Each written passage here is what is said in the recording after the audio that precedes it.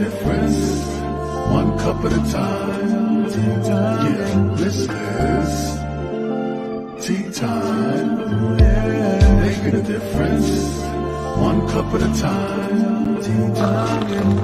So be sure to grab your tea, grab a seat, and tune in to Miss Liz. Tea time, making a difference, one cup at a time. Tea time, yeah. Tea time, time.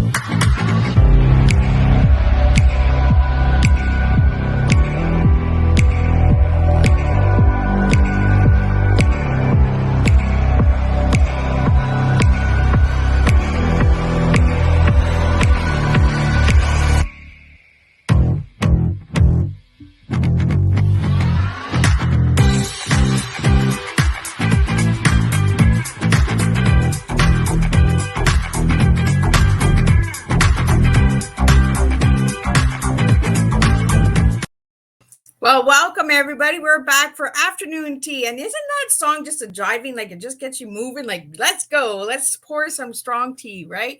So we are back this afternoon with our second tea time of this week, June 22nd of 2023. Almost at the end of June. Who knew, right? That we would make it this far. So we have an incredible guest in the back, sitting in the back studio, Lillian Brummet, who is from Brummet Media Group. She's an author, she's a blogger, she's a poet, she's all of those incredible things.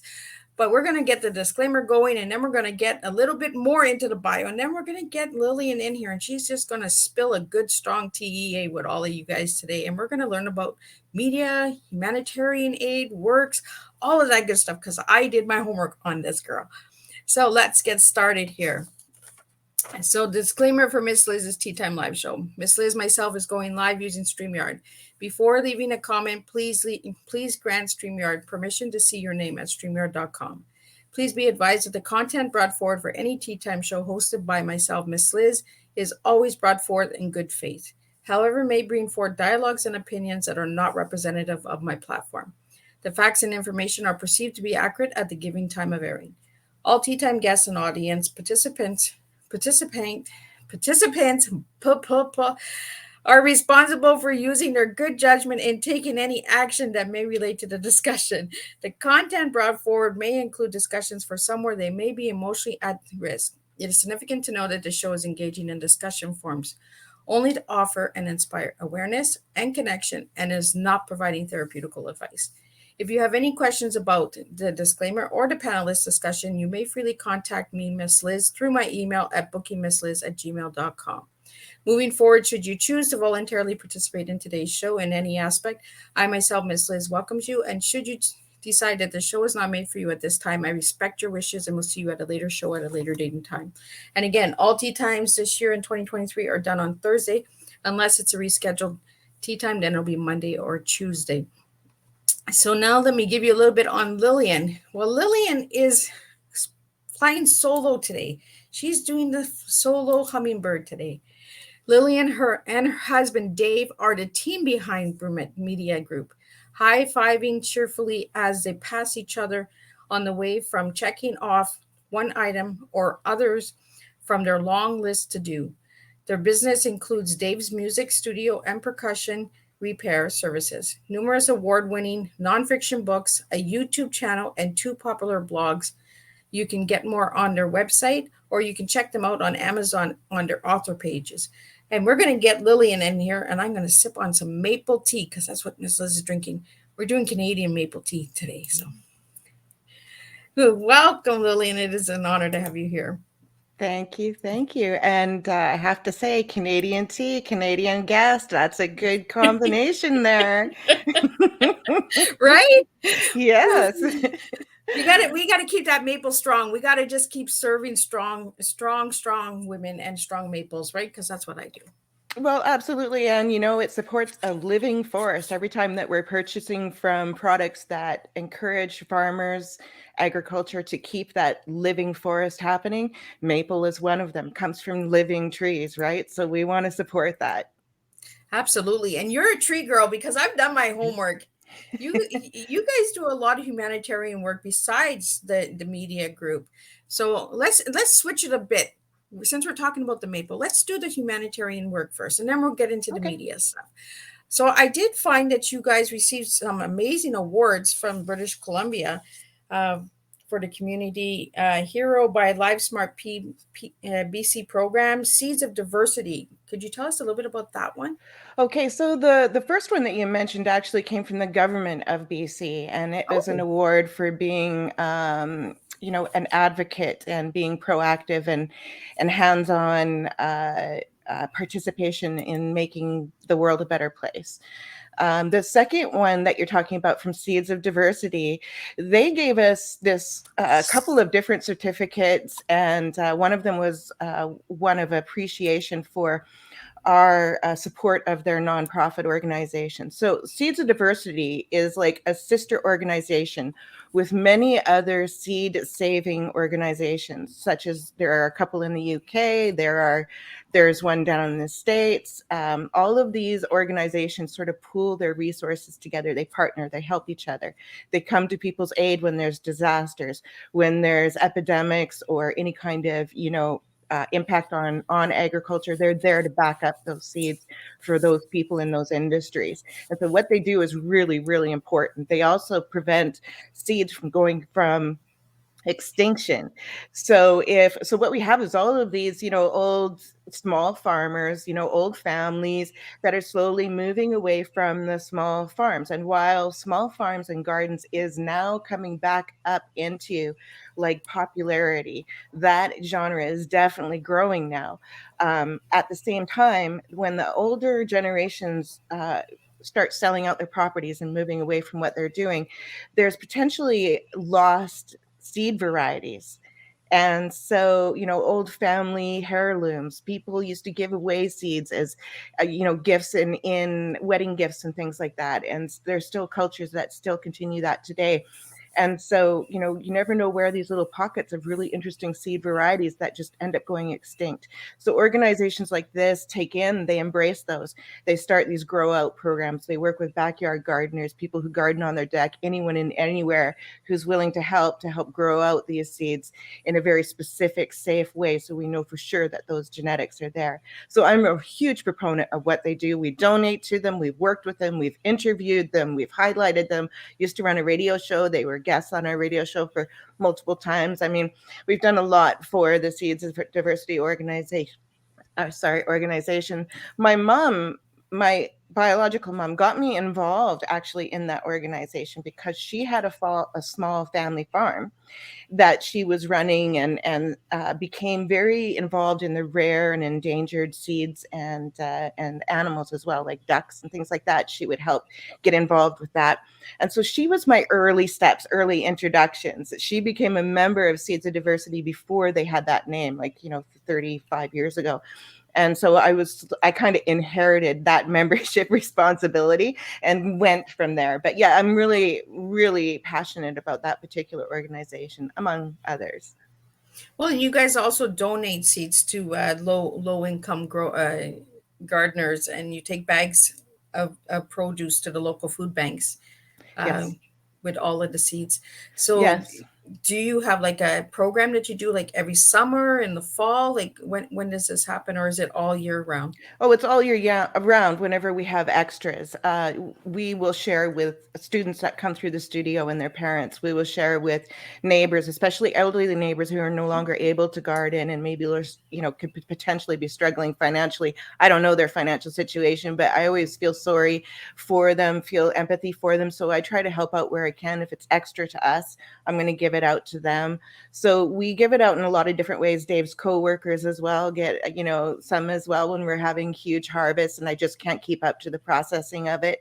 And of course, when there's boxes that we, large harvest, we'll take it down to the food bank. We have a really interesting food program here locally.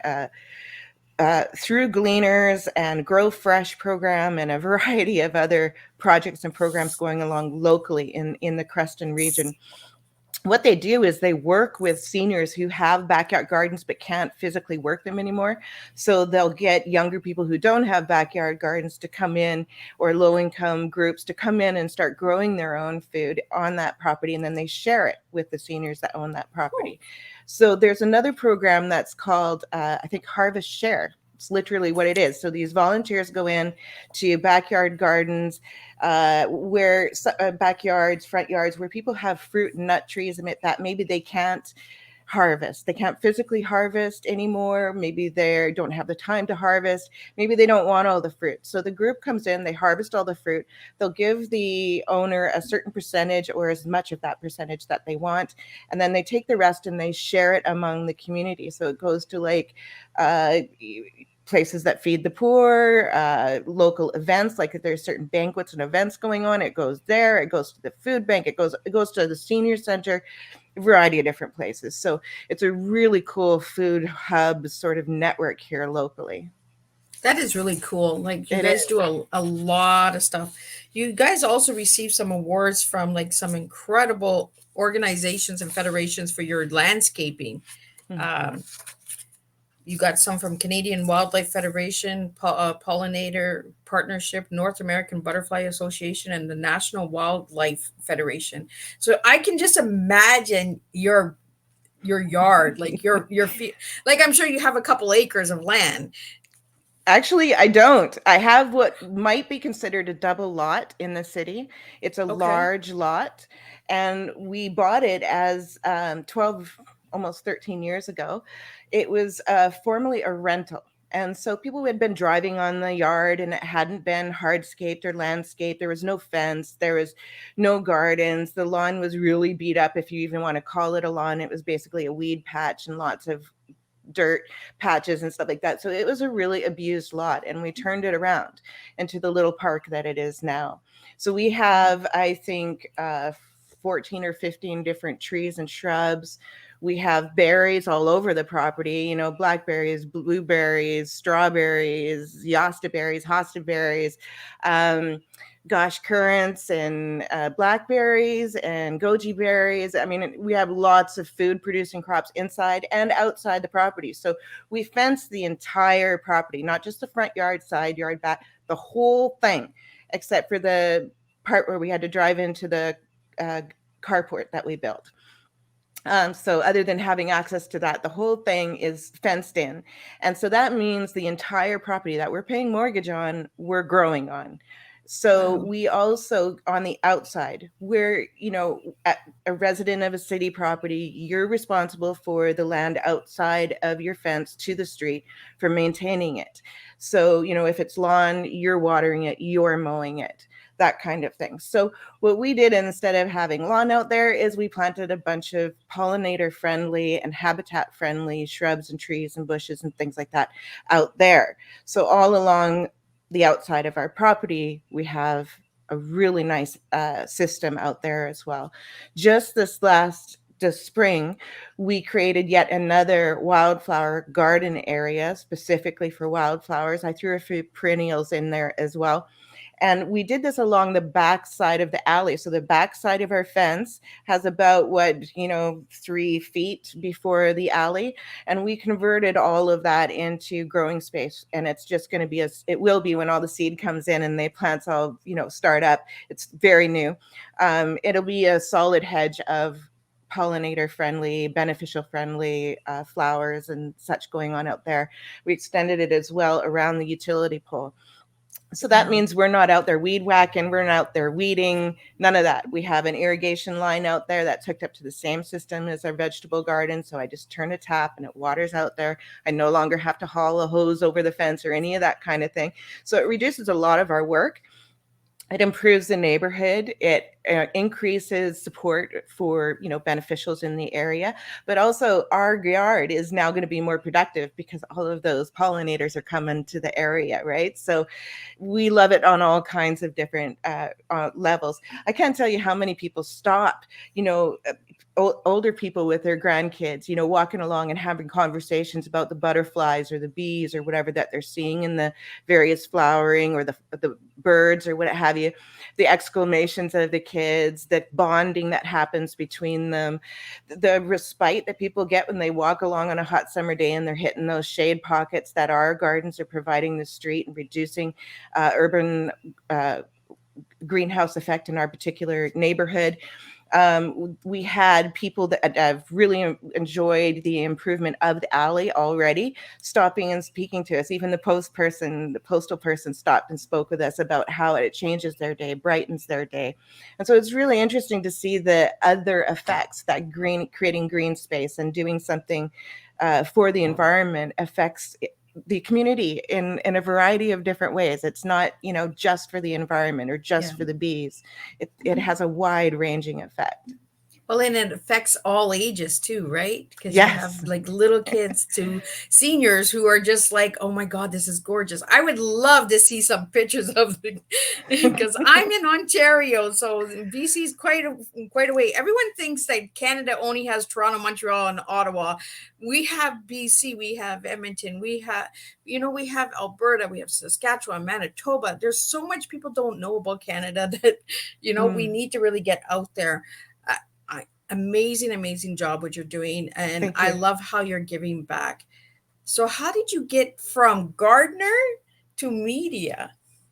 Oh my goodness. Well, it all kind of grew at the same time. I actually grew up in kind of like an unstable, unsafe home environment, and I was on my own really young. However, there were a lot of people along the way, a lot of experiences, a lot of individuals who created these moments of inspiration, of insight, of positivity in my life, and that encouraged me to face the challenges that I had and to grow into the person that I am today. I developed like tenacity. I developed the passion for environment, and the personal purpose came in with my advocacy for others. So those are my TEAs. And I knew you were going there. and so, when I was young, I was very, very self-disciplined. Well, I still am. I developed that when I was very young, I guess is what I'm saying. I developed the self-discipline, the tenacity, the self-criticism, and the inner judge voice that I have is really, really loud. And it tells me all the time that I need to measure up. I need to measure up. So I always feel like I'm trying to do something positive in construction in order to meet the eyes of that girl in the mirror. I put myself through school. I put myself through college courses. I gained certification in hospitality management, food safe, nutrition, business management. And then I ended up meeting Dave, my husband, and I was 20 at the time. By the time I was 25, I had started my own business that I ran for 6 years. And at that point, my husband and I changed direction, and we started focusing on what we do now, the Brummet Media Group. So right at the time when I was merging my life with Dave's, and we were merging our business together, and I was fading my business out, that was a time when I was reaching out to my mother, and we were both reaching out to each other, trying to create a relationship again.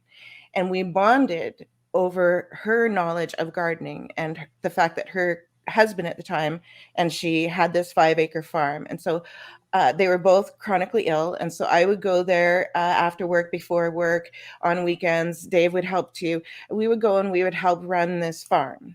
And in doing so, this 5-acre piece of property, which was a beautiful park, by the way, it wasn't just a farm. I mean, it was flowers and berms and ponds and just beautiful, beautiful property. Everywhere you went was just beauty that they had converted that property to. And we were we were exposed to that. We were there to do the labor with them. We were there to help them maintain it. And I learned beside my mother. My mother was huge into educating herself. She was, reading every book in the library, every magazine she could get her hands on, and then she would experiment. And then I got to learn secondhand from that. So she would tell me the best of the best, and I would learn that way. So that really sparked my interest into the gardening and the seed saving and all of that. So when I started, the career of writing, that was one of the topics that I ended up writing about. One of the first people I interviewed was my mom about her seed saving experiences, and working with the Seeds of Diversity organization. And then soon after that, the publication I was working for wanted me to do an interview with the Seeds of Diversity organization. So those connections that I had slowly developed and slowly been introduced to, also merged with my writing career. And I think the effect that had, the impact that had, helped me focus my direction in not just having a writing career and not just having a business and being an entrepreneur, but doing that in such a way that it was making a difference. So I would write about topics I cared about, I was passionate about, I wanted to throw some advocacy towards, something I really wanted to get behind. I'm going to write about it. So that's kind of where it started, and it's evolved from there to where we are now. So Lillian, have you used your writing to save your life? Yes, absolutely. As a young person, I turned to poetry because poetry for me was about expressing the rawness, the dirty rawness of self, and all the awfulness and all the purging and all the barf in my system. I could put on this paper, and then even years later, I would look back at them and I could see how I was growing, and I could come to a fuller understanding of where I was, why I was feeling that way. Because at the time, you're just feeling all of this stuff. And you don't know what to do with it. It's just overwhelming. So putting it on paper and just sort of purging and getting it out of my system was therapy for me.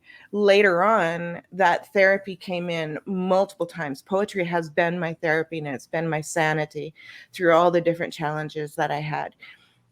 And I always relied on it to be there. The only time that it hasn't been there for me was right after my parents took their own life.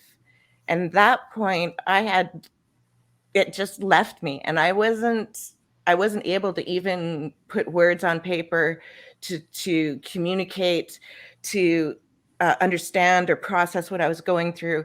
It was just this huge fog of heaviness, this big elephant sitting on my chest, and I couldn't get over that for the longest time. And I think what was so devastating for me about that was the loss of the power of the pen. I couldn't write it.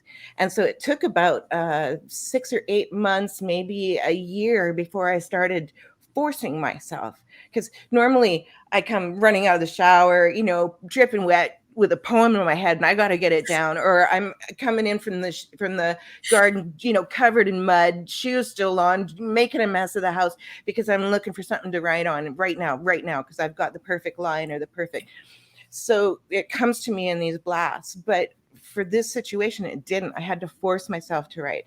And after a while, it started to come back, and I was able to really process it. And I think it evolved my writing. And when it comes to being a poet, it put me in a different level of writing. I got much deeper, much more mature, much more introspective, much more I don't know how to, it just much deeper into the poetry than I had been before. It was just another level for me. And so it's been fun experimenting with that. Lately, I've been writing quite a few poems, and I hope that we'll be able to do another third book in our poetry series. But yeah, I'm really enjoying getting back into it for sure. Yeah, because a lot of people who go through trauma find writing heals, right? Because we want to purge that garbage. We want to pour it out, but we don't want to hurt others because we're already hurting ourselves. Right. So the paper and the pen can take that pain. It's almost like the pen is like the security blanket. It's not going to hurt you back, right? You can put it on that paper, you can rip it, you can burn it, you can save it, when you started writing poetry, Lillian, was Mhm. it about any form of abuse or trauma or anything like that? Were they heavy poems, or were they like releasing Yes. poems, or? Yeah, they were a lot of self-hate, a lot of anger, a lot of frustration, a lot of criticism about society, um, a lot of angst was going on then. It took some time before I was able to write about it in such a way where I could say, hey, this happened. And so initially, it was more about the emotion as opposed to what happened. So, yeah.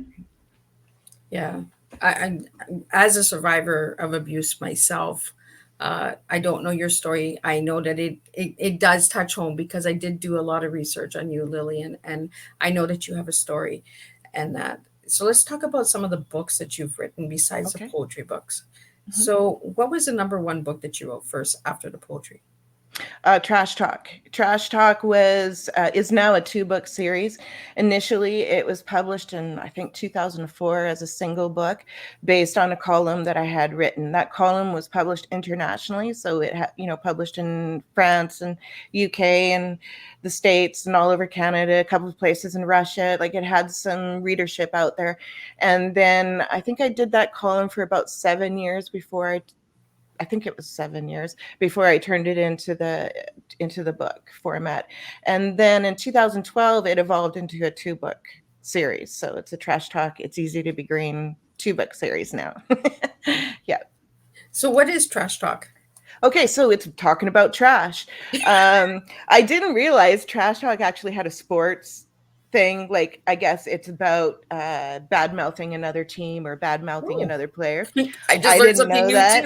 too. I'm not a sports person. So when I put that out there, my thinking was we're talking about trash. So really that's where it started.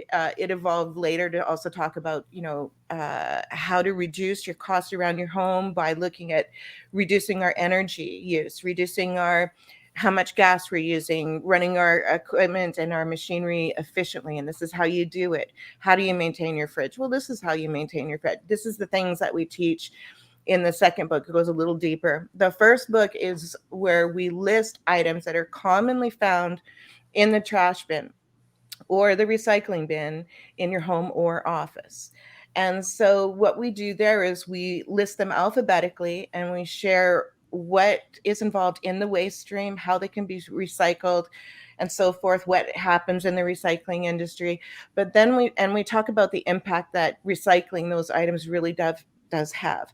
But then we look at other R's. There are about 9 or 10 R's. Can we reconsider? Can we repurpose? Can we rent instead of buy? Can we, there's all these R's to consider that each item, as it pertains to the item, we list those R's and give alternatives. Instead of putting it directly into the recycling system or the waste stream, maybe we could repurpose it in some way. Can we donate it to someone who can then repurpose it in some way, such as someone in a woodworking workshop who might use those little yogurt cups, those little tiny plastic ones for rinsing out their paintbrushes or to mix the glue for their wood or whatever. So there's things that we can do that help out others and help out others in the community with our so-called trash as well. Now, the second book does go a little bit deeper, so it's going to talk about like eco vacations and a chapter called Clean Walking, where we talk about responsible use of trails and how we can be proactive in cleaning up litter and all kinds of things like that.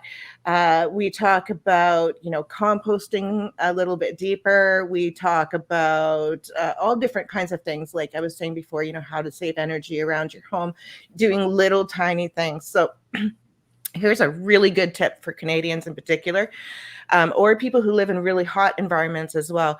So every single outlet of your home, on the exterior of your walls, inside and outside exterior walls, you're going to see plugs, cable, outlets, light switches, various things are going to be inserted into your wall. Now, there are little kits that you can buy that are so cheap. They only cost a couple bucks. They come in a package of like 10. light switches or outlet switch. They're specific for that particular type of outlet or box.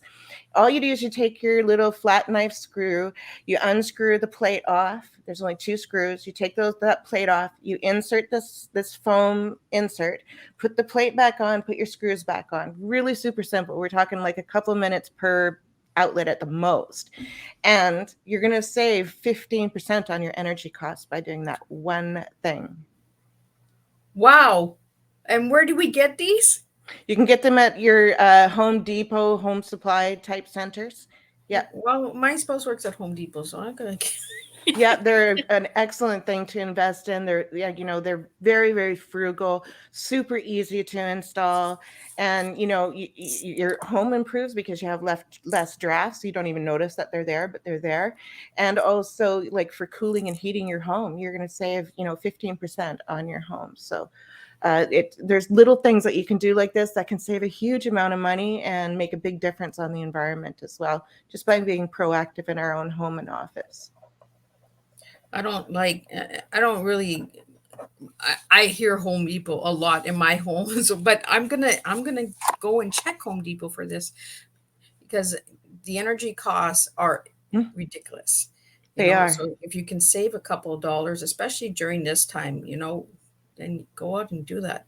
I'm going to be checking for that, Lillian. So thanks for that little tip. Oh, you're welcome. I'm going to tell him, hey, we have to go to Home Depot. And he's going to be, what? Are you sick?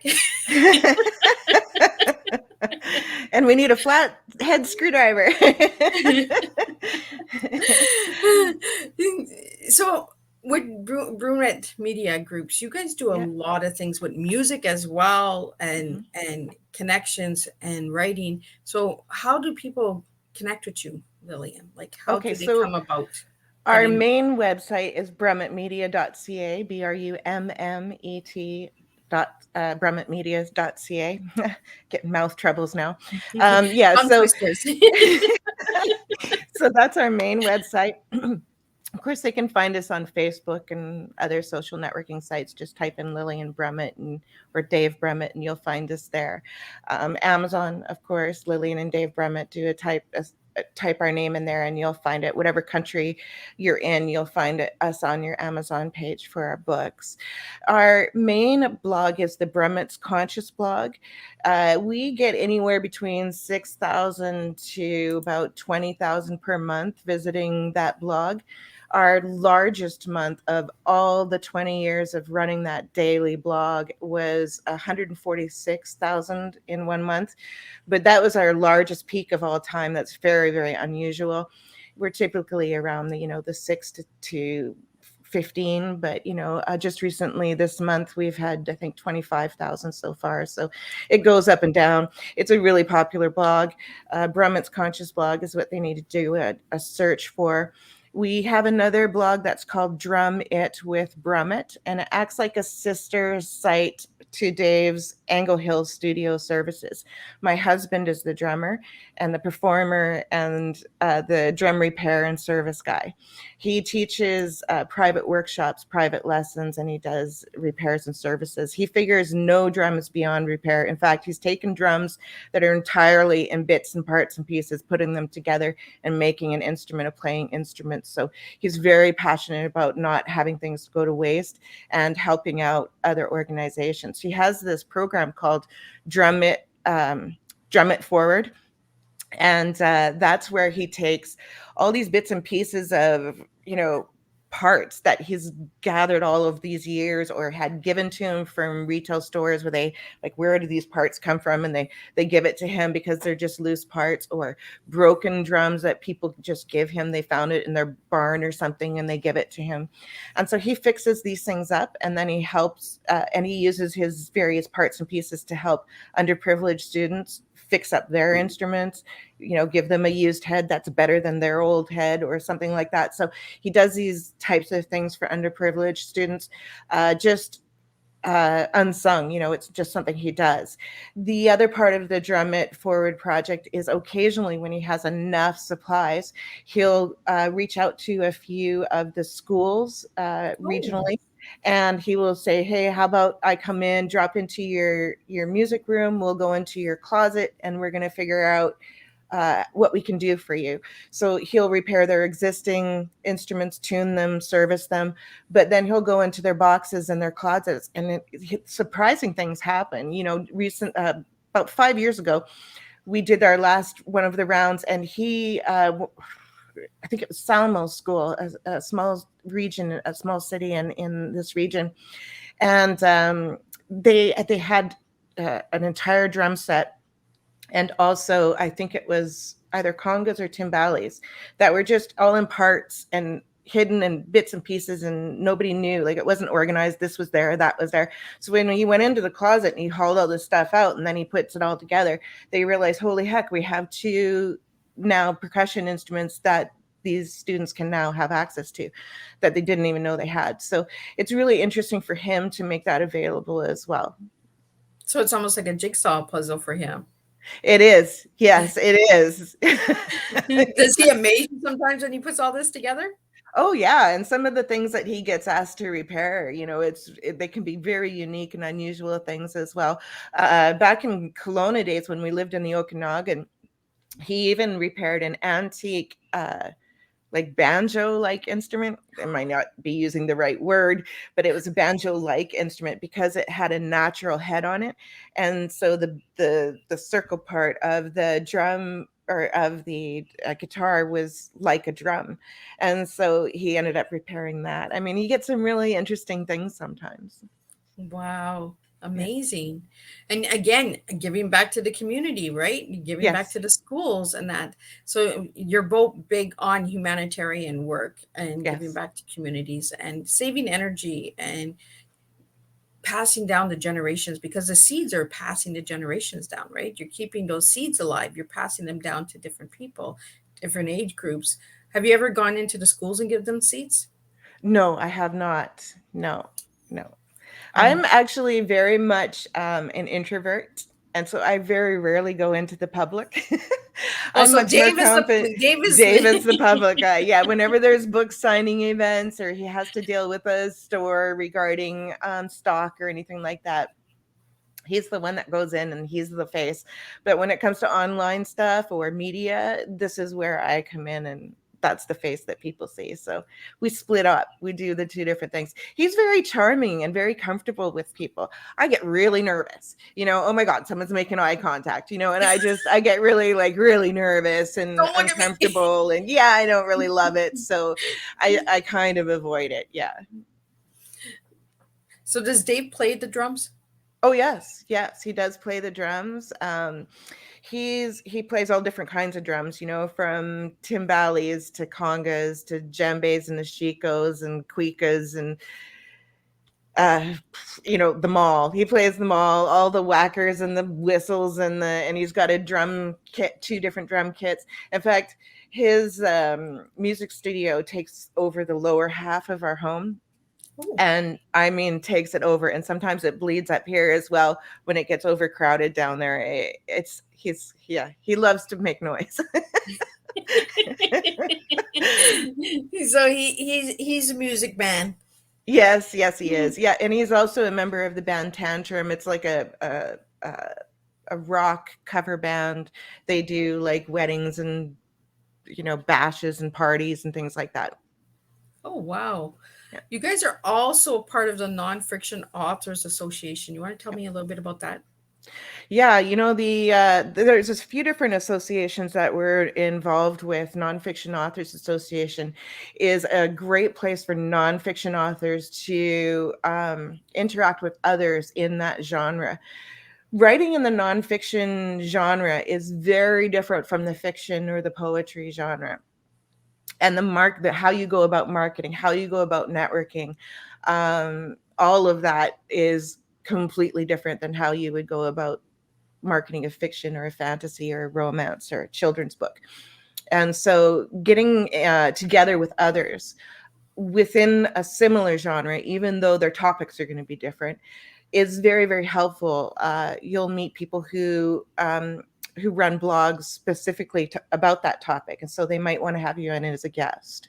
or maybe they'll want to come on my blog and be interviewed, or there's different networking that can happen through being a member of associations like that.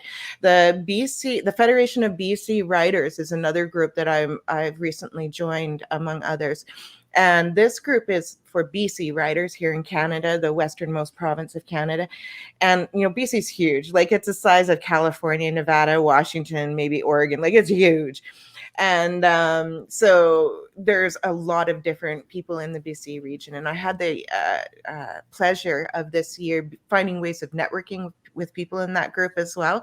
And it's been really interesting. It actually helped me find local writers that I hadn't known about right here in the Kootenays that I didn't know about. So I was able to, reach out and connect with them. Hey, I'm also a member of this group. And it sort of opens up that door, when someone comes to you as, hey, I'm also a member of this group, as opposed to knock, knock, you don't know who I am, cold call. So it does crack open that door a little bit for, opening communications. So how did you find out about all these associations? Oh, hands-on leg work. You get on the computer, you do your searches, you type in your keywords. Every quarter we have a new, marketing plan, a new action plan that we're going to be addressing and aiming towards. And hopefully we've done the last quarter fully, otherwise it bleeds forward into the next quarter. But we always make sure that we do one step, we work it hard, we move on to the next one. And so we always have something that we're going to be marketing or networking or reaching out to connect with a certain group of people, work it hard, and then move on to the next thing. One thing that I found really helpful, though, is keeping records of the places that I've been communicating with throughout the year. I know it sounds like a lot of work, but having just a brief spreadsheet that gives me some idea as to who I've contacted, when I contacted them, and what was said last, really helps me for doing any kind of follow-up activities. Or if they email me and they say, hey, 7 months ago I received an email from you, and I'm not going to remember. I'm sending out and responding to hundreds of emails a day, communications a day. I'm not going to remember 7 months ago. So I go onto my spreadsheet and, oh yeah, I have an idea of who they are and what, why I reached out to them and what I was thinking and stuff like that. So it really helps out that way. And doing the follow-ups at the year end as well. It's so helpful to have that spreadsheet to just make sure that nothing fell through the cracks. And you did all that work anyway. Why waste it? So I always make sure that I double down on that. So Brummet Media has been in business for how long? 25, 27 years, I think, something like that. Yes. So what categories do you work with? Do you work with different publicists, PR medias, authors? Like, who do you work with? What's your group? Okay, so Brummet Media Group includes like the 2 blogs, the YouTube channel, our books, and the studio. So those are the main focuses. Okay. But with the blogs, we are able to work with all kinds of people. So like the Brummet's Conscious blog, for instance, I'll have like publicists come in. They might have an article. They might have an event that they're going to announce that would be benefit of our audience. They might come in for an interview to tell us about what it's like to be a publicist and how to approach a publicist these days. What are they looking for now? There are, agents and publishers and all different kinds of authors and other members of the media, radio hosts, podcasters, a variety of different individuals come onto the blog to help show our audience, our readers, a more effective way of reaching out to them and networking with them, and to learn more about their work too. So they get coverage, they get extra, reach, branding out there, but our audience, our readers, benefit from understanding what does this involve, what is their world like? So let's say I want to approach a podcaster, and I'm an entrepreneur, not an author, an entrepreneur, and I want to reach a certain particular type of podcast, and I don't know how to query them, or I don't know maybe what they're looking for or what have you. So reading some of those interviews are then going to help you understand what does a podcaster host want? What is their day like? How can I make my query more effective and them feel like I'm going to be easy to work with, that I'm not going to make them work for anything because I have everything ready for them because I did the research. So these kinds of things we offer on the blog. There's tons of articles, lots of resources. Every day there's something new. So now I want to get into the purple snowflake marketing. Okay. How did you get that title? Because I was like, purple snowflake, I just like it. It's like really, like, it makes you want to know more about the purple snowflake. Thank you. Thank you. I'm so glad. Yeah, that was carefully chosen. We came up with a concept because, you're among the snowstorm of your peers, right? Whether you're an entrepreneur or an author or a podcast host or whatever, there's a snowstorm of peers out there. And so how are you going to stand out among those peers? Well, you do so by being a purple snowflake. So that's how we came up with that title. Really, you just want to do things that are that suit your uniqueness and your unique past experiences, your current location, your current circumstance. You're working with that, but you're also making sure that all of your efforts are super effective because you're educated and you know what they expect, what they need. But you also approach them in a different way. So, like we were talking about with making that connection with other local authors, if I'm a member of the group and I see that they're also a member of the group, or if I'm on LinkedIn and I also see them on LinkedIn, I can use that as my intro to them. Hey, I saw you on LinkedIn. I saw your post on this or that. I'm responding to this. And then, by the way, let's start networking. So you're coming at it in a different way instead of, hey, I'm an author, buy my book, or hey, I'm an entrepreneur, what Yeah, can you do for me, right? Here's So my there's a book, buy way of it. going about it. Yeah, to do things uniquely and more effectively. So one of the visuals I like to share in interviews like this that people seem to really get it is, okay, you're looking at a community bulletin board. Maybe it's at the college, doesn't matter where it is. There's a community bulletin board. And you go there and you look and you see, what are other people putting on that board? What size of papers are on there? What colors are people using? Then you go home and you think about how you can stand out visually on that board. Can I go with a different font, a different color, a larger font, a different shape? Can I do a triangle or a circle or an octagon? Or can I do like quarter pages and half pages? What are the things that I can do that I can stand out on that board among the snowstorm of the people on that board? So it's kind of how you go about most of your marketing. How are you going to stand out among them? So you're kind of branding in a unique way. Yes. So you mentioned colors and shapes and all of that, and I asked you what your favorite color was, and you gave me a couple of favorite colors. So I want to get into those colors because colors tells me a lot about people. Okay. And you gave me purple, burgundy, brown, and blue. So Yeah. why those four colors? I don't know. I just love them. I think blue makes me think of, summer days and lakes. Water is very healing. So it always makes me think of that.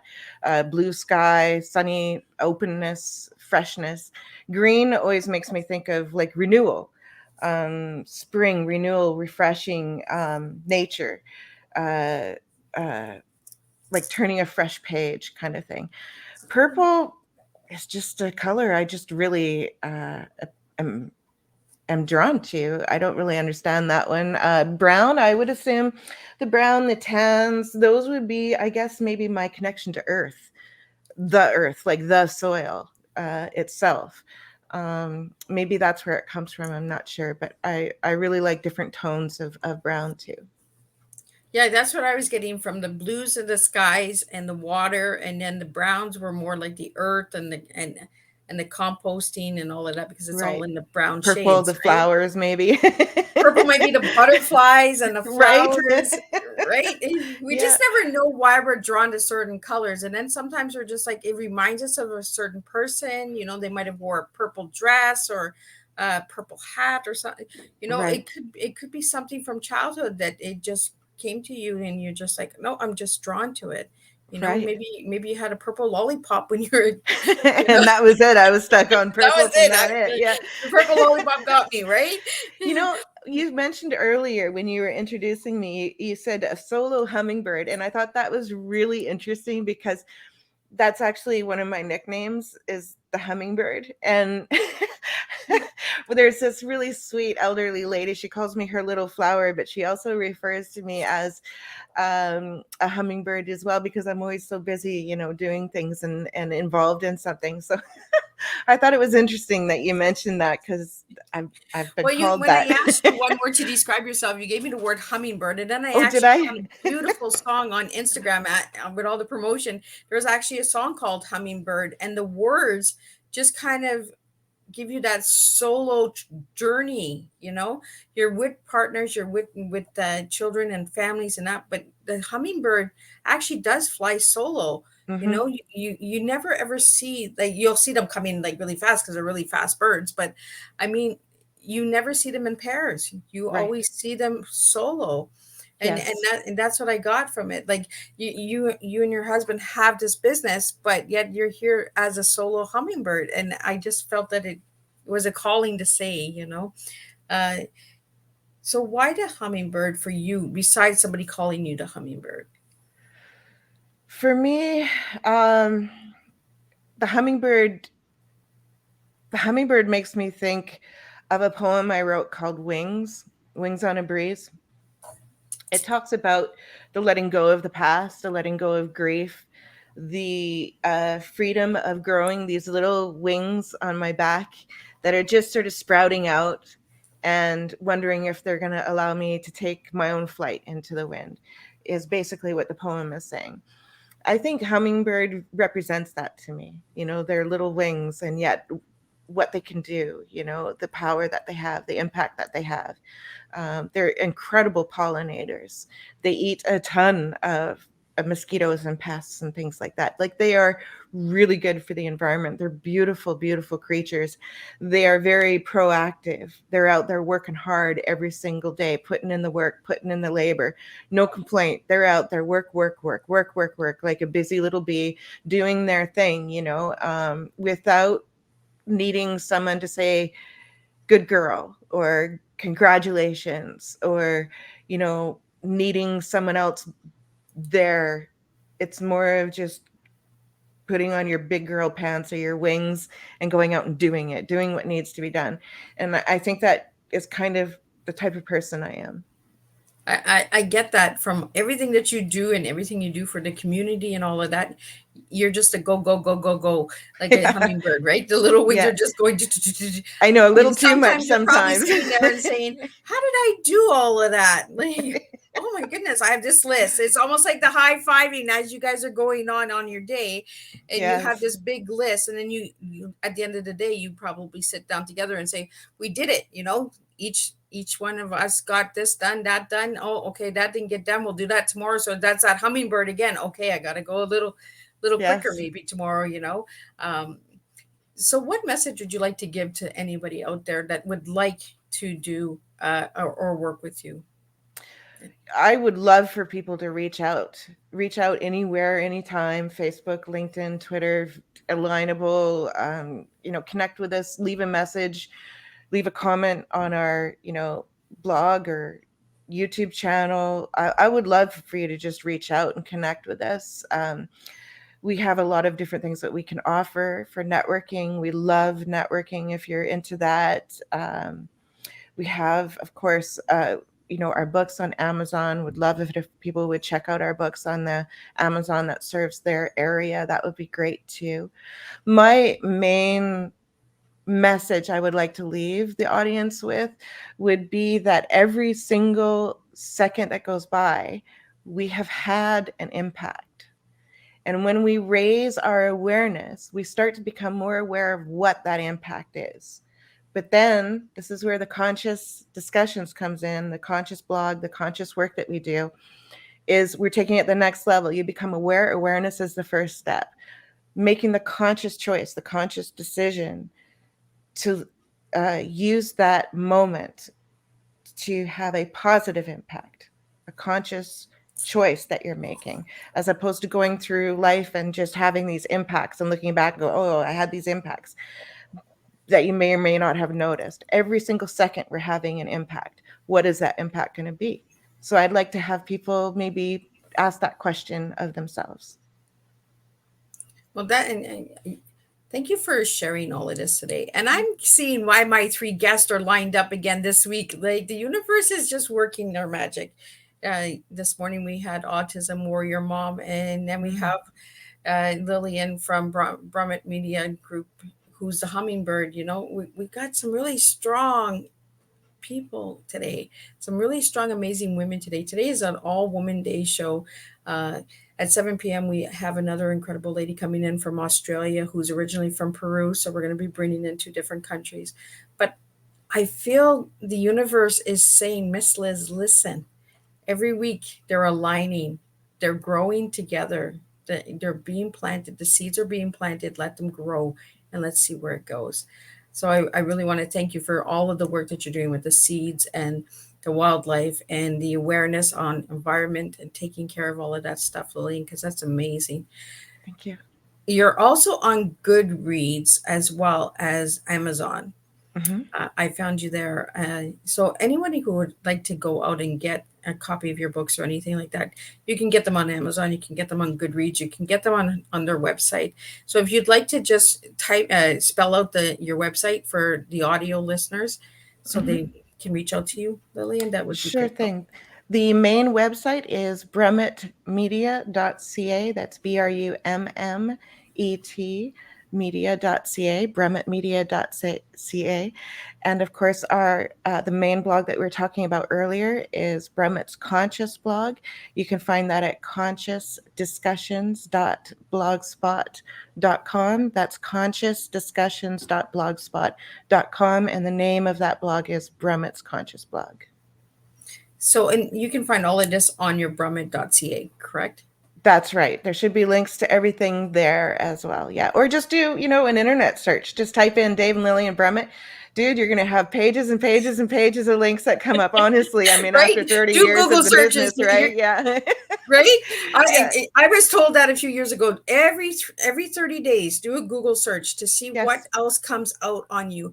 It's not to feed the ego or anything, but it's to find out if anybody, like if you've done an interview, if you've been in a newspaper, if somebody has written something about you.